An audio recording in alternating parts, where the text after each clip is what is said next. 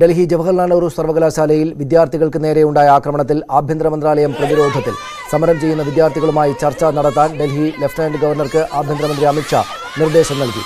ഇന്നലത്തെ സംഭവത്തിൽ crime branch അന്വേഷണത്തിനും speaker ഉത്തരവിട്ടു. ജെഎൻയുവിലെ വിദ്യാർത്ഥികൾക്കും അധ്യാപകർക്കുമെതിരായ മുഖംമൂടി ആക്രമണത്തിൽ രാജ്യവ്യാപക പ്രതിഷേധം ശക്തമായ സാഹചര്യത്തിലാണ് നടപടി. ആക്രമികളിൽ 4 പേർ കസ്റ്റഡിയിലുണ്ട് എന്നാണ് പോലീസ് വിശദീകരണം. ആക്രമണത്തിന് നേതൃത്വം നൽകിയ ABVP പ്രവർത്തകരുടെ വിശദാംശങ്ങൾ നൽകിയിട്ടും പോലീസ് നടപടിയെടുക്കുന്നില്ല എന്ന് വിദ്യാർത്ഥികൾ കുറ്റപ്പെടുത്തി. കല്ലെറിയുന്ന സമയത്ത് ഇമ്മീഡിയറ്റ്ലി അവിടെ പോലീസ് ഉണ്ട്, പോലീസുകാരുണ്ട്, അവരത് കണ്ടുകൊണ്ടിരിക്കുന്നുണ്ട്. അത് കഴിഞ്ഞ് നെക്സ്റ്റ് റൗണ്ട് എന്ന് പറഞ്ഞിട്ടുണ്ടെങ്കിൽ ലാത്തി എടുത്തിട്ട് സ്റ്റുഡൻസിനെ അടിക്കുന്നതായിരുന്നു. അത് ഇന്നലെ തൊട്ടിട്ട് ക്യാമ്പസിന്റെ ഉള്ളിൽ പോലീസ് ഉണ്ട്. അതേപോലെ തന്നെ സെക്യൂരിറ്റി ഓഫീസേഴ്സ്, സൈക്ലോപ്സ് എന്ന സെക്യൂരിറ്റി ഓഫീസേഴ്സ്, അവർ ക്ലിയർലി അവിടെ നിന്നിട്ട് എന്താ പറയാ ഇവരെ ഹെൽപ്പ് ചെയ്യുന്ന രീതിയിലായിരുന്നു. ഞങ്ങളുടെ കയ്യിൽ ഇതുവരെ ഇപ്പം കിട്ടിയിട്ടില്ല, പക്ഷെ കുറെ സ്റ്റുഡൻസ് ഉണ്ട്. അവിടുന്ന് പെട്ടെന്ന് പാസ് ചെയ്യുന്ന സമയത്ത് ഇന്നത്തെ വിഷ്വൽസിലും കറക്റ്റ് ആയിട്ട് വന്നിട്ടുണ്ട്.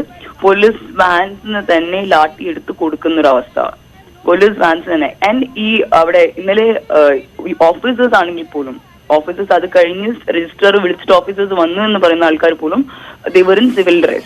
Many people, especially women policemen, അവർ സിവിൽ ഡ്രസ്സിലാണ് വന്നിരിക്കുന്നത്. അഡ്മിനിസ്ട്രേഷനും വൈസ് ചാൻസലറും പൂർണ്ണമായും സംഘപരിവാറിന്റെ കയ്യിലുള്ള ആൾക്കാരാണ്. അവർ നേരിട്ട് അമിത്ഷായിൽ നിന്നും ഹോം അഫയേഴ്സിൽ നിന്നും കാര്യങ്ങൾ നടത്തിക്കൊണ്ടിരിക്കുകയാണ്. വിദ്യാർത്ഥികളെ കാണാനോ സംസാരിക്കാനോ ഒരു തവണ പോലും തയ്യാറായിട്ടില്ല. നടത്തിയ മീറ്റിങ്ങുകളെല്ലാം പ്രഹസനങ്ങളായിരുന്നു. പുറത്ത് ഗേറ്റിൽ നിന്നിരുന്ന ഇത്രയധികം പോലീസുകാർ എന്താണ് അകത്തില്ലാത്തതെന്ന് ചോദിച്ച സമയത്ത് തന്നെ മീഡിയയോട് അവർ പറഞ്ഞത് അത് തന്നെയാണല്ലോ, വൈസ് ചാൻസലർ പെർമിഷൻ തന്നിട്ടില്ല എന്നാണ് പറഞ്ഞത്. അതിന്റെ അർത്ഥം ഇവരാരും അവിടെ ഉണ്ടായിരുന്നില്ല, അല്ലെങ്കിൽ പെർമിഷൻ കൊടുക്കാനോ പോലീസിനകത്ത് കയറ്റാനോ പോലും അവരാരും തയ്യാറായിരുന്നില്ല എന്നുള്ളതാണ്. ഒരു ഫ്രീ ഹാൻഡ് ആയിട്ട് RSSനെയും BJPക്കാരെയും ആരാണോ മുഖംമൂടി എത്തിയത്, ആരുടെ പിന്തുണയോടുകൂടിയാണ് എത്തിയത്, അവരെ അവിടെ അഴിഞ്ഞാടാൻ സമ്മതിക്കായിരുന്നു എന്നുള്ള വ്യക്തമാണല്ലോ. സർവകലാശാല വൈസ് ചാൻസലർ രാജിവെക്കും വരെ സമരം തുടരുമെന്നും വിദ്യാർത്ഥികൾ വ്യക്തമാക്കി. വൈസ് ചാൻസലറെ പുറത്താക്കണമെന്നാവശ്യപ്പെട്ട് JNUവിലെ അധ്യാപകർ രാഷ്ട്രപതിക്ക് കത്ത് നൽകി. ആക്രമണം ആസൂത്രിതമെന്ന് വ്യക്തമാക്കുന്ന തെളിവുകളും വിദ്യാർത്ഥികൾ പുറത്തുവിട്ടു. സർവകലാശാല വൈസ് ചാൻസലർ രാജിവെക്കും വരെ സമരം തുടരുമെന്നും വിദ്യാർത്ഥികൾ വ്യക്തമാക്കി. ഇതിനിടെ JNU രജിസ്ട്രാറോട് നേരിട്ടെത്തി റിപ്പോർട്ട് നൽകാൻ കേന്ദ്ര മാനവ വിഭവശേഷി മന്ത്രാലയം ആവശ്യപ്പെട്ടു. സുരക്ഷാ വീഴ്ചയുടെ ഉത്തരവാദിത്തം ഏറ്റെടുത്ത് ഹോസ്റ്റൽ വാർഡൻ രാജിവെച്ചു. വിവരങ്ങളുമായി ഡൽഹിയിൽ നിന്ന് KP അഭിലാഷും ER രാഗേഷും ചേരുന്നു. ആദ്യം അഭിലാഷിലേക്ക്. അഭിലാഷ്, ഇന്നെന്തൊക്കെയാണ് നടക്കുന്നത്? ഈ JNUവിലും പരിസരത്തും ആളുകൾ ഉണ്ടോ ഇന്നും? എന്തൊക്കെയാണ് അവിടെ നിന്നുള്ള വിവരങ്ങൾ?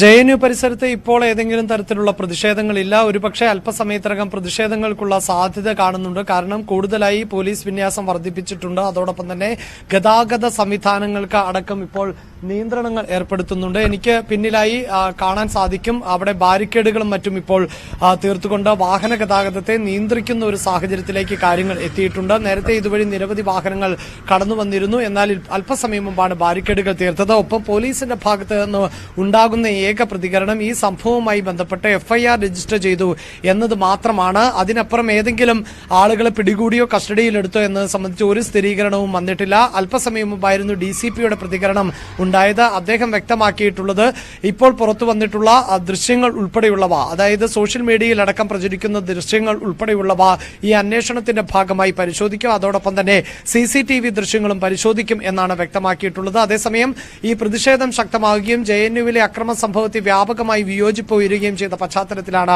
കേന്ദ്ര ആഭ്യന്തര മന്ത്രാലയം ലഫ്റ്റനന്റ് ഗവർണർ അനിൽ ബൈജാനോട് വിദ്യാർത്ഥികളുമായി ഈ വിഷയത്തിൽ ചർച്ചകൾ നടത്തുവാനുള്ള നിർദ്ദേശം നൽകിയിട്ടുള്ളത്.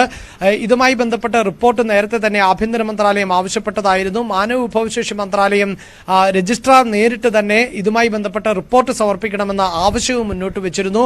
ഒപ്പം മറ്റ് സർവകലാശാലകളിലെ വിദ്യാർത്ഥികൾ, പ്രത്യേകിച്ച് ജാമിയ മിലിയ, ഡൽഹി യൂണിവേഴ്സിറ്റി അടക്കമുള്ള സർവകലാശാലയിലെ വിദ്യാർത്ഥികൾക്ക് അടുത്ത പ്രതിഷേധം തന്നെയാണ് വിഷയത്തിൽ ഉയർത്തിയിട്ടുള്ളത്. ഒരുപക്ഷെ അവരും ഈ വിദ്യാർത്ഥികൾക്ക് പിന്തുണ അർപ്പിച്ചുകൊണ്ട് രംഗത്തെത്തുവാനുള്ള സാധ്യതയുണ്ട്. ഉച്ചയ്ക്ക് ശേഷം വിവിധ വിദ്യാർത്ഥി സംഘടനകൾ, രാഷ്ട്രീയ പാർട്ടികളുടെ നേതാക്കളുടെ ഭാഗത്തു നിന്നുള്ള ഇടപെടൽ എങ്ങനെയാണ് ഡൽഹിയിൽ? ഒപ്പം ഈ കേന്ദ്ര സർക്കാരിന്റെ ഭാഗത്ത് നിന്ന് ചർച്ചയിലേക്ക് കാര്യങ്ങൾ പോകണം എന്ന നിലപാടിലേക്ക് എത്തിയിട്ടുണ്ട് എന്നാണല്ലോ അറിയുന്നത്. അത്തരം നീക്കങ്ങൾ എവിടം വരെയായി?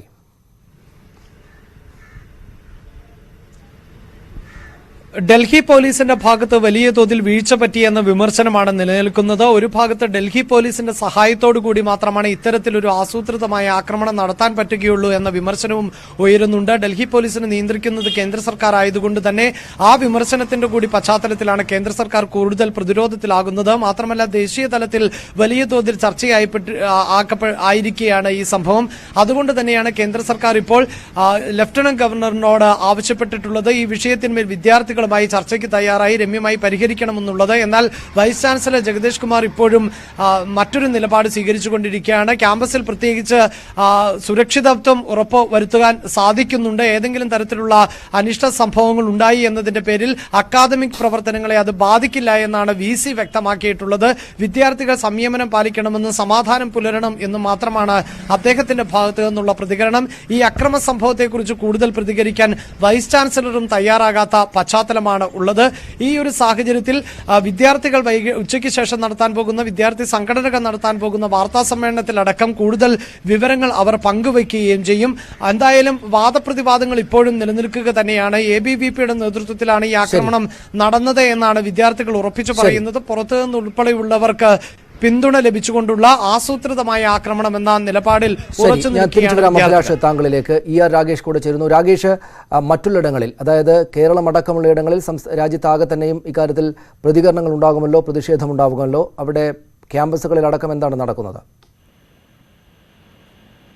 സനീഷ്, ഡൽഹി കഴിഞ്ഞാൽ ഏറ്റവും വലിയ പ്രതിഷേധം ഇപ്പോൾ നടക്കുന്നത് മുംബൈയിലാണ്. ഇന്നലെ ഈ സംഭവം ഉണ്ടായതിനു ശേഷം രാത്രി തന്നെ വിദ്യാർത്ഥികൾ മുംബൈയിൽ സംഘടിച്ചിരുന്നു. ഗേറ്റ് വേ കേന്ദ്രീകരിച്ചുകൊണ്ടാണ് വിദ്യാർത്ഥികളുടെ സമരം നടക്കുന്നത്. പ്രത്യേകിച്ച് JNU വിദ്യാർത്ഥികൾക്ക് ഐക്യദാർഢ്യം പ്രഖ്യാപിച്ചുകൊണ്ടും കുറ്റക്കാർക്കെതിരെ നടപടി വേണമെന്നുമാണ് വിദ്യാർത്ഥികളുടെ ആവശ്യം. ആദ്യം മെഴുകുതിരി മാർച്ചായിരുന്നു വിദ്യാർത്ഥികൾ ഗേറ്റ് വേക്ക് സമീപം നടത്തിയത്. പിന്നീട് ഇത് വലിയ പ്രതിഷേധമായിരുന്നു. RSSനെതിരെയും ഒപ്പം തന്നെ BJPക്കെതിരെയും മുദ്രാവാക്യം മുഴക്കിക്കൊണ്ടും ആസാദി മുദ്രാവാക്യം മുഴക്കിക്കൊണ്ടുമാണ് വിദ്യാർത്ഥികൾ സമരം തുടരുന്നത്. മാത്രമല്ല ഇന്ന് രാവിലെ ആഹ്വാനവും വിദ്യാർത്ഥികളുടെ ഭാഗത്തുണ്ടായി. കൂടുതൽ വിദ്യാർത്ഥികൾ സംഘടിച്ചെത്തണം, ഗേറ്റ് വേക്ക് സമീപം എത്തണമെന്നാണ് ആവശ്യം. ഓക്യുപ്പൈ ഗേറ്റ് വേ എന്ന ഹാഷ്ടാഗ് ക്യാമ്പയിനും നടക്കുന്നുണ്ട്. ഇത്തരത്തിൽ ഒരു വലിയ സമരമാണ് മുംബൈ ഗേറ്റ് വേക്ക് സമീപം നടന്നുകൊണ്ടിരിക്കുന്നത്. ഏതായാലും വിവിധ ക്യാമ്പസുകൾ പ്രത്യേകിച്ച് മുംബൈ IITയിലെയും ഒപ്പം തന്നെ ടാറ്റ ഇൻസ്റ്റിറ്റ്യൂട്ടിലെയും വിദ്യാർത്ഥികളാണ് ഈ സമരത്തിന് നേതൃത്വം നൽകുന്നത്. പൂനെ ഫിലിം ഇൻസ്റ്റിറ്റ്യൂട്ടിലും വിദ്യാർത്ഥികൾ JNU വിഷയത്തിൽ പ്രതിഷേധവുമായി രംഗത്ത് വരികയും ചെയ്തു. മാത്രമല്ല ടാറ്റ ഇൻസ്റ്റിറ്റ്യൂട്ടിലടക്കം മലയാളി വിദ്യാർത്ഥികൾ നിരവധി പഠിക്കുന്നുണ്ട്. ഇവരെല്ലാം ഇപ്പോൾ സമരരംഗത്തുണ്ട്. ഇതിനു പുറമെ അലിഗഡ് ക്യാമ്പസിൽ ഇന്നലെ രാത്രി മെഴുകുതിരി കത്തിച്ചുകൊണ്ട് JNU വിദ്യാർത്ഥികൾക്ക് പിന്തുണ നൽകിക്കൊണ്ട് മാർച്ച് നടത്തിയിരുന്നു. ഇപ്പോൾ ബാംഗ്ലൂർ ലോ സർവകലാശാലയിലടക്കം ഇത്തരത്തിൽ സമാനമായ രീതിയിൽ പ്രതിഷേധം തുടരുകയും ചെയ്യുന്നു. വിദ്യാർത്ഥികൾ മാത്രമല്ല BJP ഇതര കക്ഷികളും ഇത്തരത്തിൽ ഈ JNU അക്രമത്തെ അപലപിച്ചുകൊണ്ട് രംഗത്ത് വരികയും ചെയ്തിട്ടുണ്ട്. ഇന്നലെ വിവിധ നേതാക്കൾ ആശുപത്രി എത്തിയും ഒപ്പം തന്നെ വിദ്യാർത്ഥികളുടെ സമരത്തിന് പിന്തുണ കൊടുക്കും രംഗത്ത് വന്നിരുന്നു. ഇന്ന് BSP അധ്യക്ഷ മായാവതി അടക്കമുള്ളവർ ഈ വിഷയത്തിൽ JNUവിൽ ഉണ്ടായിട്ടുള്ള സംഭവം ഒരു തരത്തിലും അംഗീകരിക്കാൻ കഴിയുന്നില്ല, അപമാനകരമാണെന്ന് പ്രതികരിക്കുകയും ചെയ്തു. മാത്രമല്ല ജുഡീഷ്യൽ അന്വേഷണം വേണമെന്നൊരു ആവശ്യം മായാവതി ഉന്നയിക്കുകയും ചെയ്തിട്ടുണ്ട്. ഇത്തരത്തിൽ വലിയ പിന്തുണ JNU വിഷയത്തിൽ വിദ്യാർത്ഥി യൂണിയന് ലഭിച്ചുകൊണ്ടിരിക്കുകയാണ്. ശരി, നന്ദി രാഗേഷ്. ഒപ്പം അഭിലാഷ് കൂടുതൽ വിവരങ്ങൾക്കായി അങ്ങോട്ട് ബന്ധപ്പെട്ടുകൊള്ളാം. മറ്റു വാർത്തകളിലേക്ക്, ഇതുമായി ബന്ധപ്പെട്ട വാർത്തകളിലേക്ക് തന്നെ. ഇടത് വിദ്യാർത്ഥികളും തീവ്രവാദികളും JNUവിൽ അക്രമം നടത്തുന്നുവെന്ന ആരോപണമാണ് കേന്ദ്രമന്ത്രി V മുരളീധരൻ നടത്തിയത്. കലാലയങ്ങൾ കലാപശാലകളാക്കി തീർക്കാനാണ് ശ്രമം. ക്യാമ്പസുകളിൽ സ്ഥിരം ആക്രമണം നടത്തുന്നവരാണ് മാർക്സിസ്റ്റുകാർ. JNUവിൽ നടന്നത് ആസൂത്രിതമായ ഗൂഢാലോചനയാണെന്നും V മുരളീധരൻ പറഞ്ഞു. ഈ ആരോപണങ്ങളിൽ എനിക്ക് യാതൊരു അത്ഭുതവുമില്ല. കാരണം കേരളത്തിലെ എത്രയോ കലാലയങ്ങളിൽ അക്രമം അഴിച്ചുവിട്ടതിന് ശേഷം അക്രമത്തിന് ഇരയായവരെ അക്രമികളായിട്ട് ചിത്രീകരിക്കുന്ന ഒരു പാരമ്പര്യവും ചരിത്രവുമാണ് മാർക്സിസ്റ്റ് പാർട്ടിയുടേത്. യൂണിവേഴ്സിറ്റി കോളേജിൽ അടക്കം നടക്കുന്ന സംഭവങ്ങൾ നമുക്കെല്ലാവർക്കും അറിയാം. JNUവിൽ നടന്നിട്ടുള്ളത് വളരെ ആസൂത്രിതമായിട്ടൊരു ഗൂഢാലോചനയുടെ ഭാഗമാണ്. രാജ്യത്തെ ക്യാമ്പസുകളിൽ മുഴുവൻ കലാപമാണ് എന്ന് ഉള്ള ധാരണ വളർത്താൻ വേണ്ടിയിട്ടുള്ള ആസൂത്രിതമായിട്ടുള്ള ശ്രമത്തിന്റെ ഭാഗമാണ് JNUവിൽ ഉണ്ടായിട്ടുള്ളത്. JNU സർവകലാശാലയിലെ ആക്രമണത്തിനെതിരെ സംസ്ഥാനത്തും പ്രതിഷേധം ശക്തം. വിദ്യാർത്ഥികൾക്ക് നേരെ ഉണ്ടാകുന്ന കടന്നാക്രമണം അസഹിഷ്ണുതയുടെ അഴിഞ്ഞാട്ടമാണെന്ന് മുഖ്യമന്ത്രി പിണറായി വിജയൻ പറഞ്ഞു. JNU ക്യാമ്പസിൽ വിദ്യാർത്ഥികളെയും അധ്യാപകരെയും നാസി മാതൃകയിൽ ആക്രമിച്ചവർ രാജ്യത്ത് അരക്ഷിതാവസ്ഥയും കലാപവും സൃഷ്ടിക്കാനിറങ്ങിയവരാണ്. ആക്രമണത്തിൽ ഗുരുതര പരിക്കേറ്റ വിദ്യാർത്ഥി യൂണിയൻ പ്രസിഡന്റിനെ ആശുപത്രിയിൽ കൊണ്ടുപോയ ആംബുലൻസ് തടയാൻ ABVPക്കാർ തയ്യാറായി എന്ന വാർത്ത കലാപ പദ്ധതിയുടെ വ്യാപ്തി സൂചിപ്പിക്കുന്നുവെന്നും മുഖ്യമന്ത്രി ഫേസ്ബുക്ക് പോസ്റ്റിൽ വിമർശിച്ചു. പൗരത്വ നിയമത്തെ അനുകൂലിച്ച് ദേശവ്യാപകമായി BJPയുടെ പ്രചാരണ പരിപാടികൾ തുടരുകയാണ്. കേന്ദ്രമന്ത്രിമാർ നേരിട്ടാണ് പ്രചാരണ പരിപാടികളിൽ പങ്കെടുക്കുക. ദേശീയ അധ്യക്ഷൻ അമിത്ഷാ ഇന്നും പ്രചാരണ പരിപാടികളിൽ പങ്കെടുക്കും. ഇന്നലെ ഡൽഹിയിൽ പ്രചാരണത്തിനിടെ അമിത്ഷായ്ക്കെതിരെ ഗോബാക്ക് വിളി ഉയർന്ന സാഹചര്യത്തിൽ കൂടുതൽ ജാഗ്രത പാലിക്കാൻ പാർട്ടി പ്രവർത്തകർക്ക് BJP നേതൃത്വം നിർദ്ദേശം നൽകി. മറ്റു വാർത്തകളിലേക്ക്. നടിയെ ആക്രമിച്ച കേസിൽ പ്രതികൾക്ക് മേൽ കുറ്റം ചുമത്തി. കുറ്റപത്രം വായിച്ചു കേൾപ്പിക്കുന്ന നടപടിക്കായി ദിലീപ് ഉൾപ്പെടെയുള്ള പ്രതികൾ വിചാരണ കോടതിയിലെത്തിയിരുന്നു. പ്രതികൾ കോടതിയിൽ കുറ്റം നിഷേധിച്ചു. കേസിൽ വിചാരണ 28 മുതൽ തുടങ്ങും. വിവരങ്ങൾ MS അനീഷ് കുമാർ നൽകും. അനീഷ്, വിശദാംശങ്ങൾ എന്താണ് ഇപ്പോൾ നടക്കുന്നത്?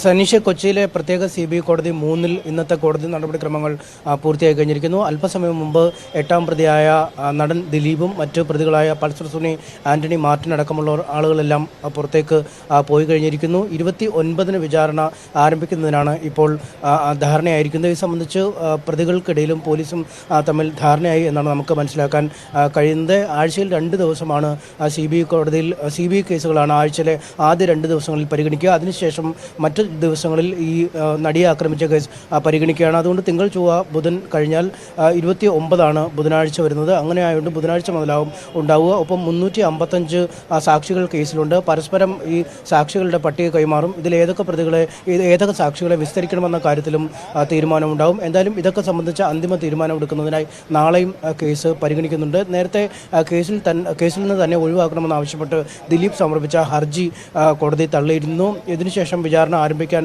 തീരുമാനിക്കുകയായിരുന്നു. ഈ തീരുമാനത്തിന്മേൽ ദിലീപ് അടുത്ത ദിവസം തന്നെ ഹൈക്കോടതിയിൽ അപ്പീൽ നൽകുമെന്നാണ് അറിയുന്നത്. അങ്ങനെയെങ്കിൽ ആ നടപടികൾ പൂർത്തിയായ ശേഷം ആവും 29-ന് വിചാരണ ആരംഭിക്കുക. സനീഷ്.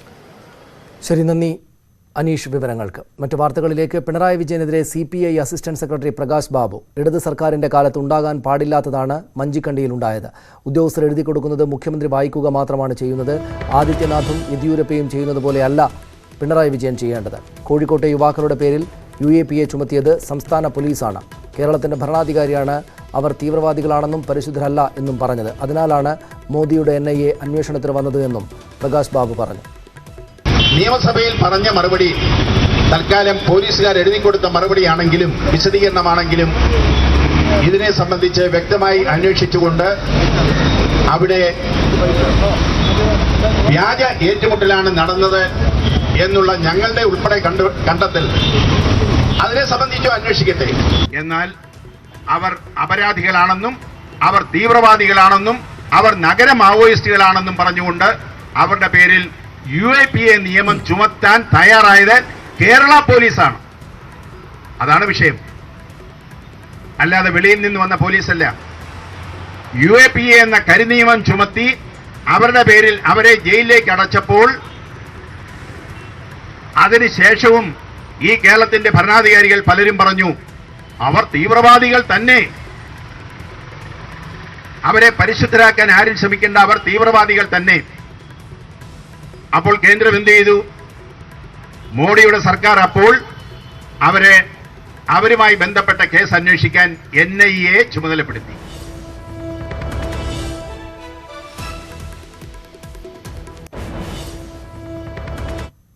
കുട്ടനാട് സീറ്റിനെ ചൊല്ലി കേരള കോൺഗ്രസിൽ തർക്കം. പാലായിൽ UDFനെ ദുർബലപ്പെടുത്തിയതിന് സമാനമായ നീക്കങ്ങൾ ഇപ്പോഴും നടക്കുന്നുവെന്ന് ജോസ് കെ മാണി പറഞ്ഞു. കുട്ടനാട് സീറ്റ് കേരള കോൺഗ്രസിനുള്ളതാണ്. സ്ഥാനാർത്ഥി സംബന്ധിച്ച ചർച്ചകൾ പാർട്ടിയിൽ നടക്കുന്നുണ്ട്. ചിഹ്നം സംബന്ധിച്ച തർക്കം തെരഞ്ഞെടുപ്പ് കമ്മീഷന് മുന്നിലാണെന്നും ജോസ് കെ മാണി പറഞ്ഞു. കേരള കോൺഗ്രസ് എമ്മിൻ്റെ നിലപാട് വ്യക്തമാക്കിയിട്ടുണ്ട്. കുട്ടനാട് സീറ്റ് അത് കേരള കോൺഗ്രസ് എമ്മിനുള്ളതാണ്, എമ്മിൻ്റെ അക്കൗണ്ടിലുള്ളതാണ്. ഒരു വ്യത്യസ്ത അഭിപ്രായം അതിനെതിരെ വന്നിട്ടുമില്ല.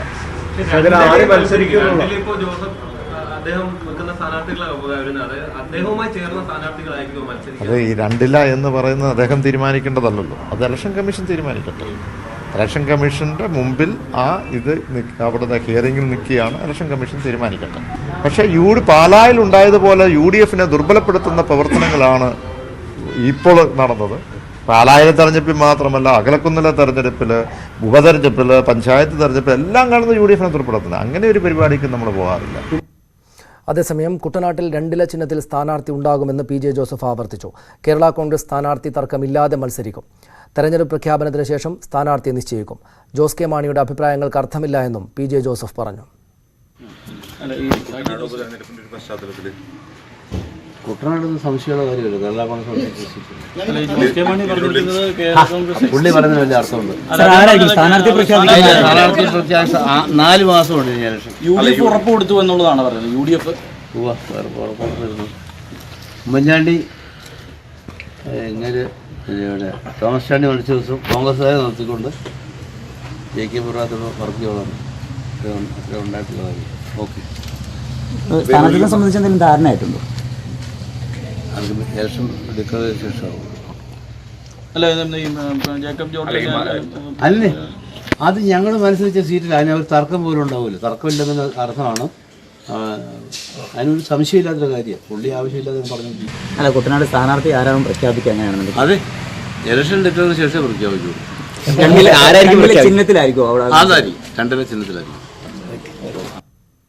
കൂടുതൽ വിവരങ്ങളുമായി ശ്രീജിത്ത് ചേരുന്നു. ശ്രീജിത്ത്, രണ്ടുപേരും നിൽക്കുന്നിടത്ത് തന്നെ നിൽക്കുകയാണല്ലോ, എന്താണ് സംഭവിക്കുന്നത്? സനീഷ്, പരമ്പരാഗതമായി അവിടെ ജോസഫ് ഗ്രൂപ്പിന്റെ ആളുകളാണ് സ്ഥാനാർത്ഥിയാകാറുള്ളത്. പക്ഷേ കേന്ദ്ര തെരഞ്ഞെടുപ്പ് കമ്മീഷനിൽ കേരള കോൺഗ്രസ് എം ആരെന്ന കാര്യത്തിൽ ഉടൻ 13-ന് ഹിയറിംഗ് ആരംഭിക്കുകയാണ്. ഉടൻ തന്നെ വിധി ഉണ്ടായേക്കുമെന്നും പ്രതീക്ഷിക്കപ്പെടുന്നുണ്ട്.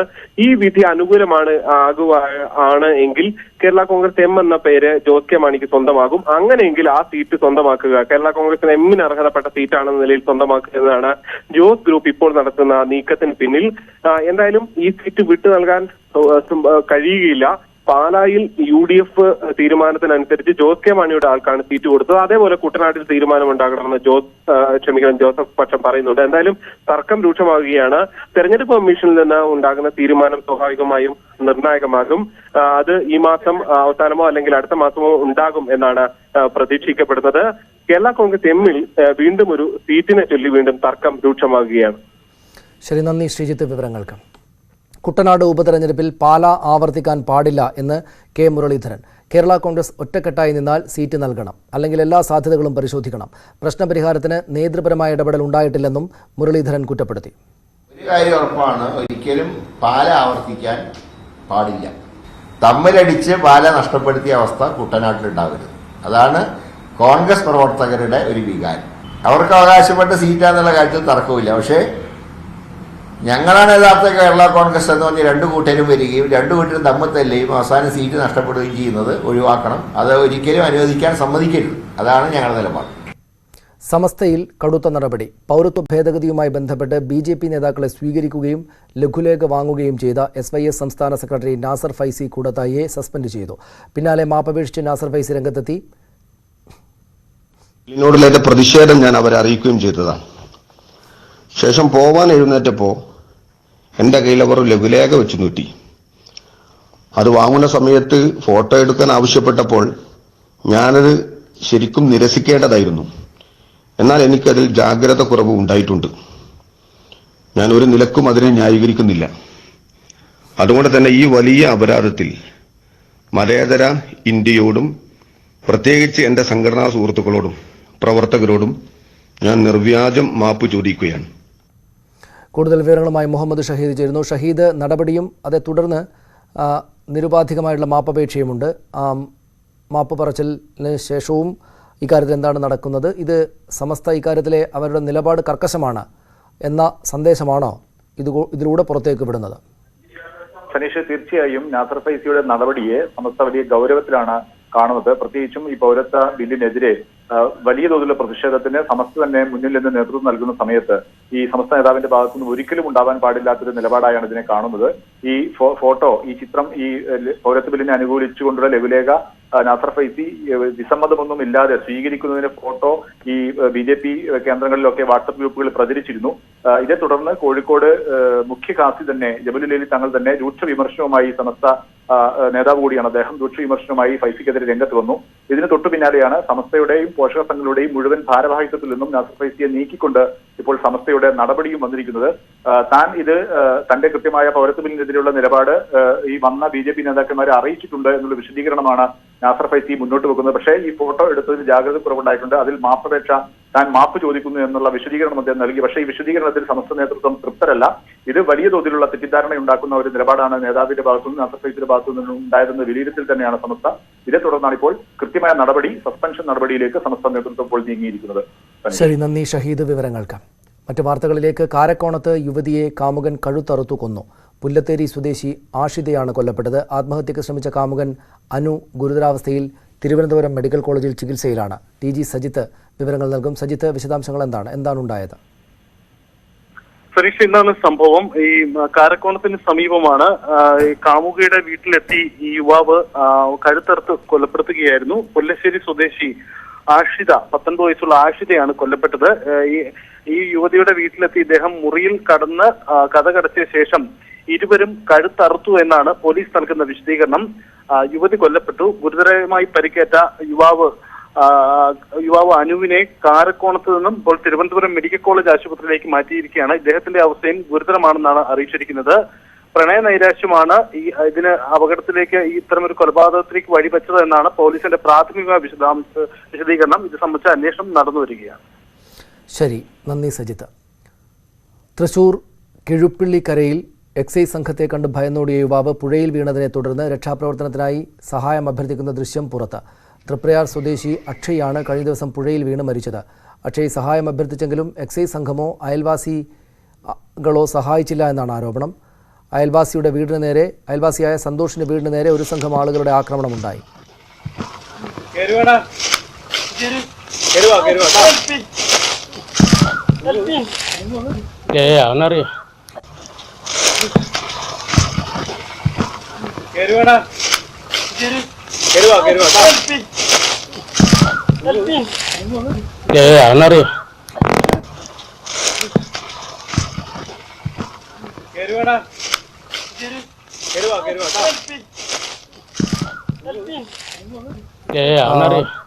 ആ ചെറുപ്പക്കാരൻ പുഴയിൽ വീണതിനെ തുടർന്ന് രക്ഷപ്പെടുത്തു എന്ന് മറ്റുള്ളവരോട്, കരയിൽ നിൽക്കുന്നവരോട് അഭ്യർത്ഥിക്കുന്ന ദൃശ്യങ്ങളാണ്. അങ്ങേയറ്റം സങ്കടമുണ്ടാക്കുന്ന, രോഷമുണ്ടാക്കുന്ന ദൃശ്യമാണത്.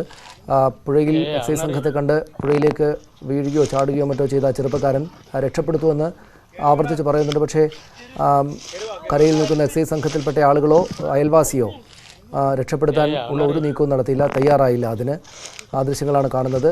അവനറിയാം എന്ന് പറയുന്നത് ശബ്ദമായി നമ്മൾ ഈ ദൃശ്യങ്ങളിൽ നിന്ന് കേൾക്കുന്നുണ്ട്. നീന്തലറിയാം എന്നോ മറ്റോ മറ്റുള്ളവരോട് പറയുന്ന അതായിരിക്കണം അത്. എന്തായാലും ആരും സഹായിച്ചില്ല. അതേ തുടർന്ന് ചെറുപ്പക്കാരൻ പുഴയിൽ മുങ്ങി മരിക്കുകയാണ് ഉണ്ടായത്. മറ്റു വാർത്തകളിലേക്ക്. സർവകാല റെക്കോർഡുകൾ ഭേദിച്ച് സ്വർണ്ണവില കുതിക്കുന്നു. ഒരു പവന്റെ വില 30,000 രൂപ കടന്നു. ഇന്ന് 520 രൂപ വർദ്ധിച്ച് 30,200 രൂപയാണ് പവന്റെ വില. ഗ്രാമിന് 65 രൂപ കൂടി 3,775 രൂപയായി. 4 ദിവസം കൊണ്ട് 1,120 രൂപയാണ് പവന് കൂടിയത്. ആഗോള വിപണിയിലെ വില വർധനയാണ് കേരളത്തിലും വില കൂടാൻ കാരണമായത്. അമേരിക്ക ഇറാൻ സംഘർഷവും ഓഹരി വിപണികളിലെ ഇടിവും മൂലമാണ് വില കുതിച്ചുയർന്നത്. ഓഹരി വിപണിയിലും ഇന്ന് വൻ നഷ്ടമുണ്ടായി. സെൻസെക്സ് 500-ലധികം പോയിന്റും നിഫ്റ്റി 150-ലധികം പോയിന്റും ഇടിഞ്ഞു. ബാങ്കിങ്, മോട്ടോർ വാഹന മേഖലകളിലാണ് കൂടുതൽ നഷ്ടമുണ്ടായത്. വില കൂടിയെങ്കിലും സ്വർണ്ണക്കടകളിൽ തിരക്ക് കുറയുന്നില്ല. വീണ്ടും വില കൂടിയേക്കുമെന്ന ആശങ്കയിലാണ് ഈ തിരക്ക്. പാലക്കാട് നിന്നും പ്രസാദ് ഉടുമ്പശ്ശേരിയുടെ റിപ്പോർട്ടിലേക്ക്. സ്വർണത്തിനും ഇന്നും വില വർദ്ധിച്ചിരിക്കുകയാണ്. ഒരു പവന് 520 രൂപയുടെ വർധനമാണ് ഉണ്ടായിട്ടുള്ളത്. വലിയ റെക്കോർഡ് വില വർധനമാണ് ഉണ്ടായിട്ടുള്ളത്. പക്ഷേ ഞാനിപ്പോൾ നിൽക്കുന്നത് പാലക്കാട് ഒരു സ്വർണ്ണക്കടയിലാണ്. ഇവിടെ വലിയ തിരക്ക് നമുക്ക് ഇപ്പോഴും കാണാൻ കഴിയുന്നുണ്ട്. വില വർധനവ് 2 തരത്തിൽ ആളുകളെ സ്വാധീനിക്കുന്നു എന്നുള്ളതാണ്. ഇനിയും വരും ദിവസങ്ങളിൽ ഇനിയും വില വർധനവ് ഉണ്ടാവും എന്ന് കരുതി തന്നെ ആളുകൾ സ്വർണ്ണം വാങ്ങുന്ന ആളുകൾ എല്ലാം തന്നെ ഇവിടെ ഉണ്ട്. നമുക്ക് ഇപ്പോൾ ഈ ഷോപ്പിന്റെ ഡയറക്ടർ കൂടി ചേരുന്നുണ്ട്. ഈ ഒരു വില വർധനവ് അടുത്ത സമീപകാലത്ത് വലിയ തോതിലുള്ള വില വർധനമാണ് ഉണ്ടായിട്ടുള്ളത്. എങ്ങനെയാണ് നിങ്ങൾ ഇതിനെ നോക്കിക്കാണുന്നത്? വില വർധന ഇപ്പോൾ നമുക്ക് ഈ വാറുമായി ബന്ധപ്പെട്ടുകൊണ്ട് ഉള്ളൊരു വർധനവാണ് ഉണ്ടായിട്ടുള്ളത്. അതിപ്പോൾ ഇനി എത്ര നിലനിൽക്കും എന്നുള്ളത് പറയാൻ കഴിയില്ല. ചിലപ്പോൾ അത് ഇനിയൊരു കൂടുതലോട്ട് തന്നെ ചാൻസ് ആയിട്ട് കാണുന്നത്. ആളുകൾ പക്ഷെ നമുക്ക് വില വർദ്ധിക്കുമ്പോൾ ഷോപ്പുകളിൽ ആളുകൾ ഉണ്ട്. അപ്പം അവര് എന്തുകൊണ്ടാണ് തിരക്ക് കൂടുന്നത്? ഇനിയും വരും ദിവസങ്ങളിൽ വില വർധന ഉണ്ടാവും എന്ന് കരുതിയിട്ടാണോ അതോ എങ്ങനെയാണ്? തീർച്ചയായും, അതായത് റേറ്റിൽ ഇനിയൊരു വർധനം ഉണ്ടാവും എന്നുള്ളതാണ്. ഇപ്പോൾ ഇന്ന് തന്നെ ഒരു 65 റുപ്പീസാണ് പെർ ഗ്രാമിൽ കൂടുതലായിട്ട് വന്നിട്ടുള്ളത്. അപ്പോൾ വർധനവും പിന്നെ അതുപോലെ തന്നെ സെയിലിനെയും ബാധിക്കുന്ന ഒരു സംഭവമാണ്. എന്താ വെച്ച് കഴിഞ്ഞാൽ ഇപ്പോൾ ഒരു മാരേജ് പർച്ചേസിനൊരു 50 സോറിനൊക്കെ എടുക്കുന്ന കസ്റ്റമർ അത് കുറച്ചൊരു 40 സോറിലോട്ടും അതുപോലെ കുറവും വന്നിട്ടുണ്ട് സെയിലിൽ. നല്ല കുറവ് വന്നിട്ടുണ്ടോ വിൽപ്പനയിൽ? കുറവെന്ന് പറയുന്നത് അതായത് അതിന്റെ ക്വാണ്ടിറ്റി കുറച്ചിട്ടുണ്ട് കസ്റ്റമർ. അതായത് ഇപ്പോൾ 50 എടുക്കുന്ന കസ്റ്റമർ 40 അങ്ങനെയുള്ള ഒരു കുറവ്. 30 സവർണം എടുക്കുന്നവർ 20 സവർണിലോട്ടൊക്കെ മാറ്റം വന്നിട്ടുണ്ട്. വരും ദിവസങ്ങളിൽ അത് എങ്ങനെയായിരിക്കും എന്നാ പ്രതീക്ഷിക്കുന്നത്? വരും ദിവസങ്ങളിൽ ഇപ്പോൾ നമുക്ക് ഈ വാറുമായി ബന്ധപ്പെട്ട് അത് മുന്നോട്ട് പോവുകയാണെങ്കിൽ ഈ ഒരു വർധനവ് നിലനിൽക്കാൻ ചാൻസ് ഉണ്ട്. അത് ഇനിയും ഒരു വർധനവ് ഉണ്ടാവാനാണ് ചാൻസ് കാണുന്നത്. തീർച്ചയായും വരും ദിവസങ്ങളിൽ സ്വർണത്തിന് വിലവർധന ഉണ്ടാകുമെന്ന് തന്നെയാണ് കരുതുന്നത്. നമുക്കിവിടെ സ്വർണ്ണം എടുക്കാമെന്ന കസ്റ്റമേഴ്സ് കൂടിയുണ്ട്, ആളുകൾ ഇവിടെ നിൽക്കുന്നുണ്ട്. അവർക്ക് ഒരു കുടുംബമായിട്ട് തന്നെ ഇവിടെ വന്നിരിക്കുന്നത്. നേരത്തെ ബുക്ക് ചെയ്തതുകൊണ്ട് കുഴപ്പമില്ല, അല്ലാത്തവരൊക്കെ പെടും ഇങ്ങനെ വില കൂടിയ സ്വർണത്തിന്. എത്ര കാലം മുമ്പ് ബുക്ക് ചെയ്താ? 5-6 മാസം മുമ്പ് ബുക്ക് ചെയ്തിട്ടായിരുന്നു. ഇത് എങ്ങനെയാണ് നിങ്ങളെ സ്വാധീനിച്ചിട്ടുള്ളത്? എത്രത്തോളം? അത് വില കൂടുതലാണ്. ഇപ്പൊ അതിപ്പോ നമുക്കൊന്നും ചെയ്യാൻ പറ്റില്ലല്ലോ. കുറഞ്ഞ അത്രയും നല്ലതെന്ന് മാത്രമേ ഉള്ളൂ പറയാനുള്ളൂ. അതിപ്പോ ഇത് വേൾഡ് വൈഡ് അല്ലേ, നമ്മള് ഇവിടുത്തെ ഇത് മാത്രമല്ല, കേരളത്തിൻ്റെതല്ല. അതാണ് നമുക്ക് തോന്നുന്നത്. സ്വർണം കൂടുതൽ ഇപ്പൊ കല്യാണങ്ങൾ ഇതിനൊക്കെ ബുദ്ധിമുട്ട് തന്നെയാണ്. എന്താ ചെയ്യാ, എടുക്കുന്നതിന്റെ അളവ് കുറയുന്നു. എടുക്കുന്നതിന്റെ അളവ് കുറയാൻ സാധ്യതയുണ്ട്. പക്ഷെ നമ്മള് നമുക്ക് ആവശ്യക്കാർക്ക് എടുത്തല്ലേ പറ്റൂ, അതുകൊണ്ട് ചെയ്യുന്നു. ഇതാണ് കടകളിൽ വിലവർധനവ് ഉണ്ടെങ്കിൽ പോലും കടകളിൽ പക്ഷേ തിരക്കുകളുണ്ട്. അതിന് 2 കാരണങ്ങളാണ് എന്ന് പറയുന്നത്. ഒന്ന്, നേരത്തെ ബുക്ക് ചെയ്ത ആളുകൾ ഇവിടെ വന്ന് പോകുന്നുണ്ട്. അതോടൊപ്പം തന്നെ ഈ വില ഇനിയും വരും ദിവസങ്ങളിൽ വില കൂടും എന്നുള്ളത് കൊണ്ട് തന്നെ ആളുകൾ വാങ്ങുന്നു എന്നുള്ളതാണ്. നമുക്ക് ഒരാൾ കൂടി ചേരുന്നുണ്ട്. ഇപ്പം നേരത്തെ ഒരു സംശയം ആളുകൾക്കുണ്ടാവും, നേരത്തെ ബുക്ക് ചെയ്ത ആളുകളുണ്ടാവും. ഇപ്പം ഈ ഒരു വലിയൊരു വിലവർധന ഉണ്ടെങ്കിൽ പോലും അവർക്ക് അന്നത്തെ വിലയിൽ തന്നെ ആയിരിക്കില്ലേ നിങ്ങൾ നൽകുന്നത്? തീർച്ചയായിട്ടും അവർക്ക് റേറ്റ് പ്രൊട്ടക്ട് ചെയ്യാൻ വേണ്ടിയിട്ട് ഗോൾഡ് ജ്വല്ലേഴ്സ് പുതിയ അഡ്വാൻസ് സ്കീമുകൾ ധാരാളം ഉണ്ട്. 1 വർഷം വരെ ബുക്കിംഗ് ഫെസിലിറ്റീസ് ഉണ്ട്. അപ്പോൾ എന്തെങ്കിലും ക്യാഷുകൾ ഉണ്ടെങ്കിൽ തീർച്ചയായിട്ടും അഡ്വാൻസ് ചെയ്യുന്നതാണ് വരുന്ന സീസണിൽ ഇവർക്ക് ബെസ്റ്റ്. കാരണം ആ റേറ്റിന്റെ വർധനവ് നമുക്ക് തടയാൻ പറ്റും. കുറഞ്ഞു കഴിഞ്ഞാൽ കുറഞ്ഞ റേറ്റിൽ നമുക്ക് കൊടുക്കാൻ പറ്റും. ഇതാണ് വരും ദിവസങ്ങളിൽ വിലവർധനവ് ഉണ്ടാകും എന്നുള്ളത് തന്നെയാണ് വിൽപ്പനക്കാരുടെയും എല്ലാം തന്നെ കരുതുന്നത്. ഇനിയുമുള്ള ദിവസങ്ങളിലും ഇതുപോലെയുള്ള വിലവർധനവ്